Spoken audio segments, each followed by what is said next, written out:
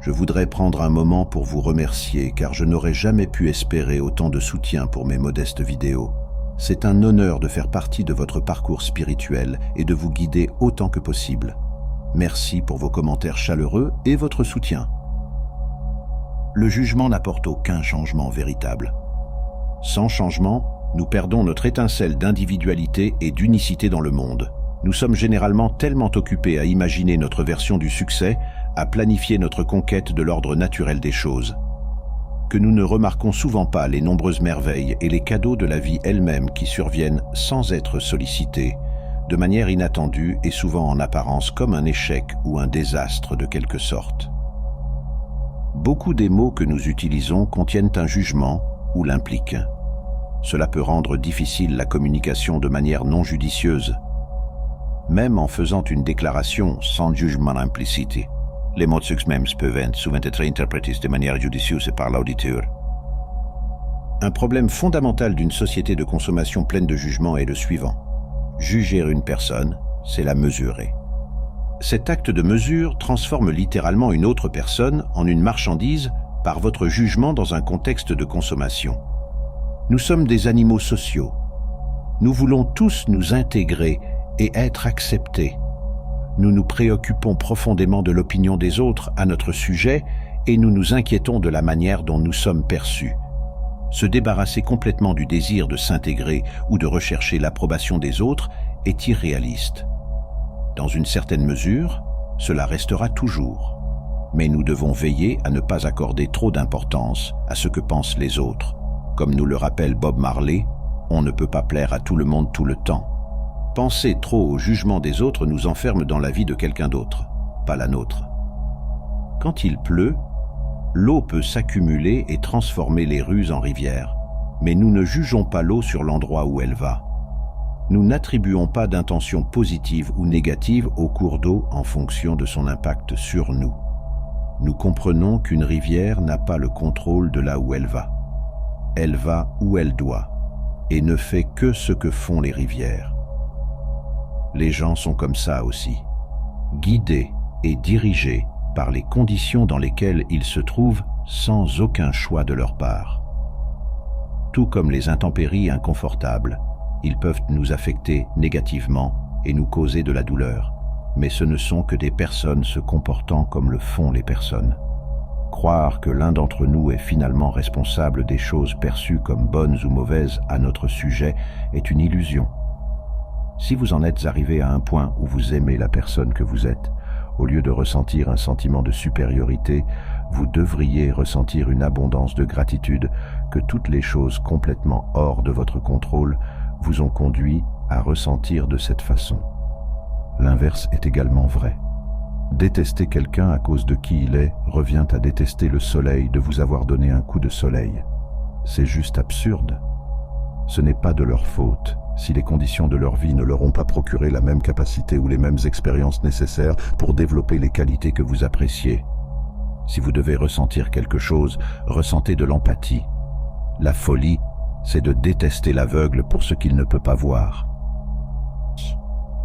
Lorsque vous travaillez avec une personne et des problèmes dans la situation, il est important d'aborder la conversation avec acceptation envers l'autre personne et de atténuer l'utilisation du langage jugeant. N'ayez pas peur de changer de mots lorsqu'il suscite une réponse judicieuse. Un excellent exemple est la demande d'amnistie ou le pardon accordé. Le pardon implique qu'une faute a été commise. Il vaut mieux accepter une personne que lui accorder son pardon.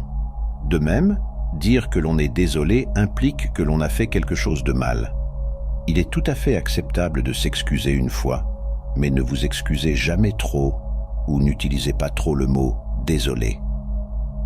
Le faire implique que vous êtes coupable, et alors les autres vous traiteront avec un jugement en conséquence. Prenez un moment pour réfléchir à cela, car cela fait partie de la leçon. Je pourrais créer des pages et des pages de matériel sur le jugement. L'histoire humaine est pleine d'exemples sur lesquels apprendre. Cependant, je dois laisser de nombreuses questions sans réponse délibérément, pour vous aider à vous libérer du jugement. Le problème avec le jugement comme moyen de se mesurer soi-même, c'est qu'il limite la quantité de changement qui peut entrer dans sa vie. Le pire, une fois qu'une personne commence à juger sa vie, cela la force à pousser ses jugements vers l'extérieur, à juger la vie des autres pour maintenir l'équilibre de son système judiciaire. Le jugement force tout le monde à avoir les mêmes réponses à la vie. Une fois qu'une personne porte un jugement, elle le retire très rarement et souvent uniquement sous une grande pression et conflit. Les personnes judicieuses ont très rarement la paix intérieure, car le jugement produit un emploi du temps chargé pour essayer de forcer la satisfaction du monde extérieur, selon des mesures personnelles. Le processus de pousser ses vérités et croyances sur les autres est la tentative de maintenir un équilibre personnel. Une personne judicieuse doit toujours se défendre contre les changements extérieurs. Beaucoup de personnes judicieuses sont trop occupées à attaquer les autres pour même remarquer qu'elles manquent de paix d'intérieur jusqu'à ce qu'elles ralentissent. À cause de cela, elles ralentissent rarement. Elles travaillent continuellement à ignorer les nombreux problèmes de leur mode de vie. Les opinions changent naturellement. Les opinions sont vos sentiments personnels sur une question ou une situation à un moment donné. En vieillissant, une personne découvre plus d'informations qui seront utilisées pour faire évoluer son opinion en incluant de nouveaux faits. Lorsque les opinions ne sont pas autorisées à changer avec le temps, elles durcissent lentement. Une personne devient catégorique, et c'est à ce moment-là qu'elle commence à s'accrocher à ses opinions comme si elles étaient la vérité. Une fois que l'on considère sa vision comme la seule vérité, cela signifie que votre point de vue catégorique s'est transformé en jugement. Une fois que les opinions ont muté en jugement, il est difficile pour une personne de changer ses opinions et ses actions. Dans la culture occidentale, la tendance est de pousser les opinions à devenir des jugements, et c'est l'erreur terrible que commettent la plupart des gens. Les jugements sont des mesures que nous n'acceptons pas facilement de changer. Les opinions, cependant, sont de petites instantanées de temps, de regard sur le monde, mais des instantanées qui sont autorisées à changer librement à mesure que nous découvrons de nouvelles informations, que nous élargissons notre conscience. Apprendre à vivre sans jugement, c'est apprendre à apprécier et respecter les opinions, les vôtres et celles des autres. Utilisez les opinions pour tester et explorer le monde, mais ne mesurez jamais le monde avec elles non plus. La simple vérité est que les gens portent des jugements pour pré-répondre à la façon dont ils devraient réagir à la vie. Beaucoup de ces jugements ont été formés il y a des milliers d'années par des personnes dans des situations et des besoins différents. Le jugement est une bête délicate et collante. Il persistera pendant d'innombrables générations sous forme de préjugés. Les enseignements de Jésus sont très similaires aux enseignements taoïstes. Jésus a dit « Cherchez d'abord le royaume des cieux, et tout le reste vous sera ajouté. » En taoïsme, nous suivons la voie naturelle des choses, écoutons profondément la vie et nous déplaçons avec ses flux et reflux. Il y a une légèreté d'être et une absence de violence subtile ou manifeste contre la vie. De cet espace, nous remarquons et sommes ouverts à la beauté inhérente et à l'abondance de la vie. Réfléchissons à la parabole du fermier. Un jour, un fermier labourait son champ avec un gros cheval fort. Un passant le vit et lui dit qu'il avait de la chance d'avoir trouvé un tel animal pour faire le travail à sa place. Le sage vit cette interaction et sourit en connaissance de cause. Quelques semaines plus tard, le cheval réussit à s'échapper de son écurie. Il devint effrayé et s'enfuit. Un passant le vit et dit au fermier qu'il avait de la malchance que quelque chose d'aussi terrible se soit produit. Le sage vit cette interaction et sourit en connaissance de cause. Le cheval revint la semaine suivante en amenant plusieurs chevaux sauvages avec lui. Le fermier pensa maintenant qu'il avait de la chance. Le sage vit cela et sourit. Le fils du fermier sortit pour apprivoiser l'un des chevaux sauvages. Il se fit violemment frapper et se cassa la jambe. Le fermier pensa maintenant qu'il avait de la malchance. Le sage sourit. Une guerre éclata et de jeunes hommes furent enrôlés. Le fils du fermier fut épargné en raison de sa jambe cassée. Le fermier ne savait plus quoi penser de sa chance. Le sage sourit.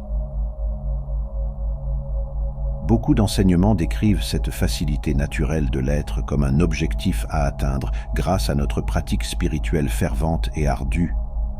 Nous devons vider l'esprit de toute pensée, déclarent ces enseignements, et bien sûr, ils ont les méthodes et les techniques, les séminaires et les livres dont vous avez besoin pour atteindre la seule chose que vous n'avez jamais perdue.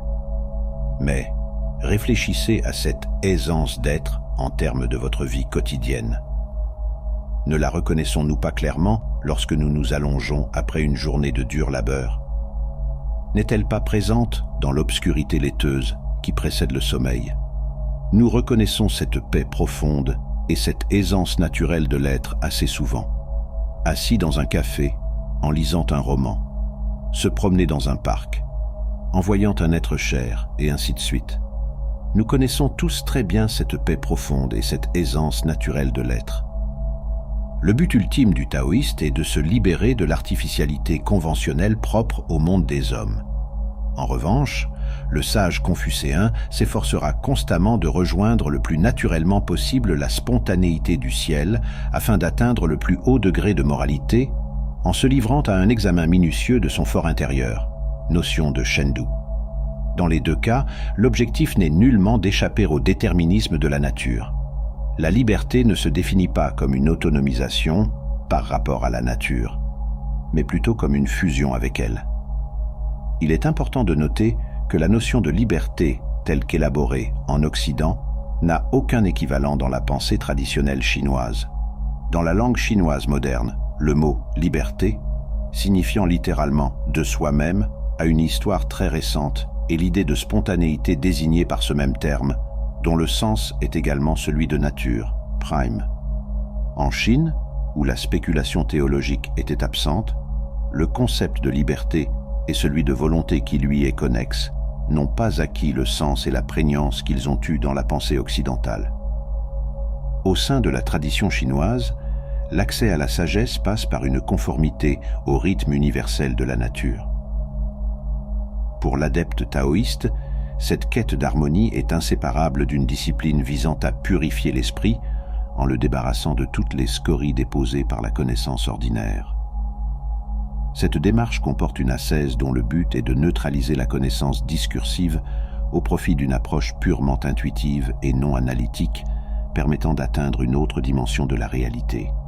L'adepte vise une fusion entre sa propre créativité et celle à l'œuvre au sein de la réalité. La spontanéité intérieure et celle de la nature doivent ne faire qu'une. Pour réaliser cette union, l'esprit doit atteindre une agilité et une vivacité extrêmes qui s'obtiennent paradoxales. Lorsque la conscience atteint cet état de calme absolu, elle peut enfin contempler la dimension subtile de la réalité. La démarche taoïste vise à laisser les choses exister telles qu'elles sont dans leur en soi pour parvenir à un état où le sujet et l'objet s'oublient mutuellement. Cela conduit à une démarche de perfectionnement de soi centrée sur la vacuité, le repos et la contemplation. Il s'agit d'une sorte d'idéalité, de perfection intérieure, lumière parfaite, d'une non-connaissance connaissante, caractérisée par l'arrêt des fonctions cognitives traditionnelles. C'est au sein de cet arrêt et de cette lumière, induit par des exercices de méditation appropriés, l'it, l'oubli en position assise, le jeûne du cœur, etc., que se manifeste l'intuition intellectuelle. Alors que nous arrivons à la conclusion de notre voyage ensemble, je tiens à prendre un moment pour exprimer ma plus profonde gratitude. Votre soutien, votre engagement et le temps que vous avez consacré à regarder nos vidéos signifiant plus pour moi que les mots ne peuvent le transmettre. Créer du contenu et partager des idées est une véritable joie, mais c'est votre présence et votre participation qui insufflent la vie à cette chaîne. Chaque j'aime, chaque commentaire et chaque abonné sont un témoignage de la communauté dynamique que nous avons construite. Je suis profondément reconnaissant pour l'opportunité de me connecter avec chacun de vous. Vos commentaires, vos pensées et vos expériences partagées m'inspirent et me motivent à continuer d'explorer, d'apprendre et de partager. Ainsi, du fond du cœur, merci. Merci d'être une partie cruciale de ce voyage. Votre présence élève cette chaîne. Et ensemble, nous continuerons à explorer, apprendre et grandir.